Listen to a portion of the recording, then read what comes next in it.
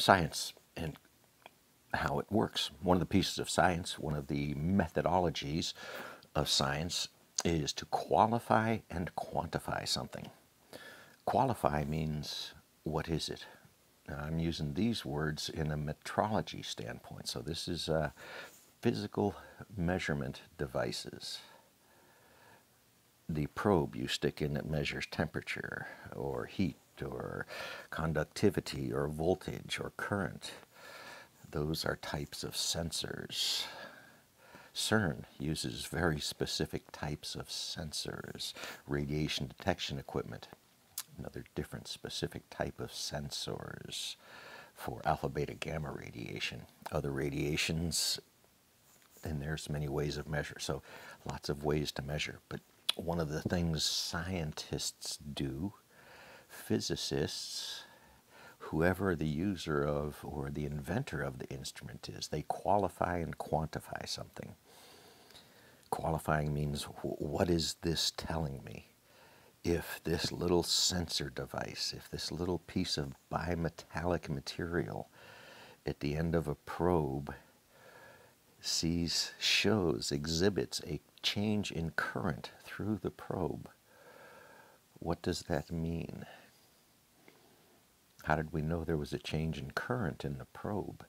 Is that electronics good and solid and stable? Is that probe itself, the physical device, actually doing what we think it's doing? So you qualify this. You say, what is this telling me?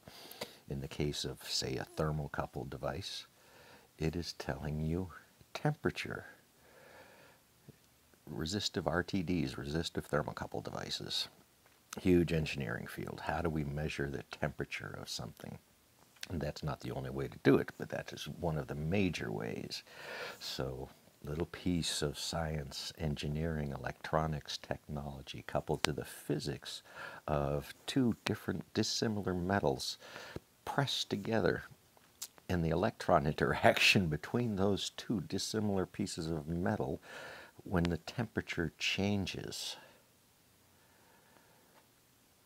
People spend their life just studying that little two pieces of metal pressed together and seeing what it can and can't tell us. And you might be surprised what it can tell you, what that space between two pieces of dissimilar metals does when things happen. Somebody made a career out of that, probably got paid very well.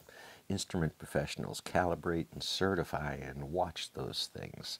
Control room operators monitor those, depend on them to be working. There may be thousands of those devices out across an area, and he's looking at a computer screen, generating CGI, telling him what that process outside his explosion-proof room that controls the chemical plant is doing. This is a qualifying, so that operator has to have trust in an end device, in thousands of end devices across a chemical plant, watching the process.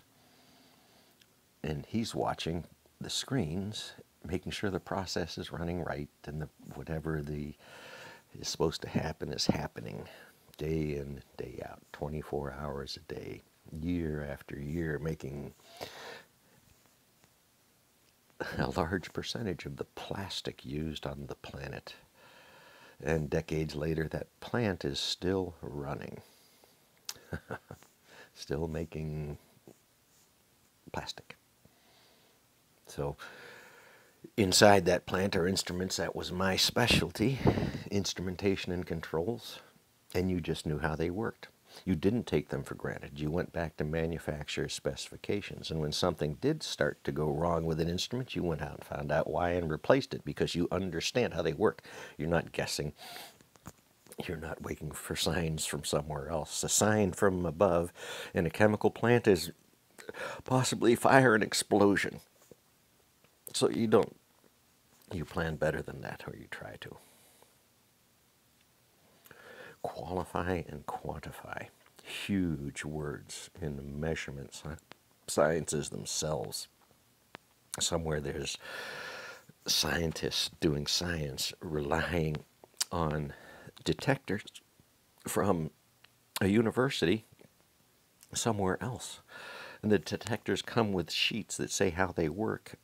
And this other scientist looks at the sheet and says, okay, I'm going to go plug this in. He doesn't go second guess the work. It wouldn't have gotten to him at that point. That special detector he's holding in his hand that he truly has little idea about. He's interested in what the detector's going to tell him, not how the detector works and the sophisticated electronics and the supercomputer required to collect the data fast enough off of these things to be able to make some sense out of it. And a month later, some sense is made out of it. That's how much data is there to be processed and cross-referenced and checked. So none of this is easy. Don't let anybody make it easy. Make it fun.